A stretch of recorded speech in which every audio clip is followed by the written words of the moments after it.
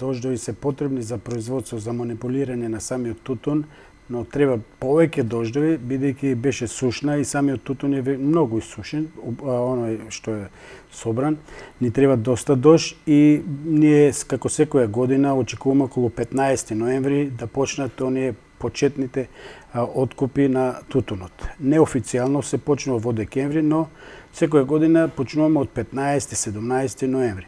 Значи, сакам овде да напоменам на самите производители дека при самото манипулирање на тутунот, тие да обрнат внимание да со малата влажност сега што ја добиват, да почнат прво со своите повисоки берби што ги имат, тие се поквалитетни и поможат да абсорбират влага, за да не си го уништуват тутунот, да почнат со тие берби да го манипулират и да го продават, а додека кога ќе почнат после јануари да го продават оној од долните берби, тутун што е, бидејќи тоа е нема содржајност и не може да абсорбира влага и затоа нека го остават за покасно да го манипулират и да го продадат на фирмите. Така, а каков е годинава квалитетот на тутунот? Претходната година беше добар, дали годинава ги оправда очекувањата дека повторно може да има висок квалитет, а со тоа и повисока откупна цена?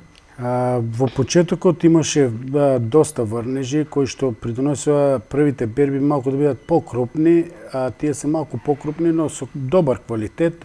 Тука е што крупноста малку е поголема, а додека потоа трета, четврта берба почнува нормално си, квалитетот е исти како ланскиот, значи имаме квалитетен тутун, само како што реков, првите берби тие беа малку покрупни, но со добар квалитет.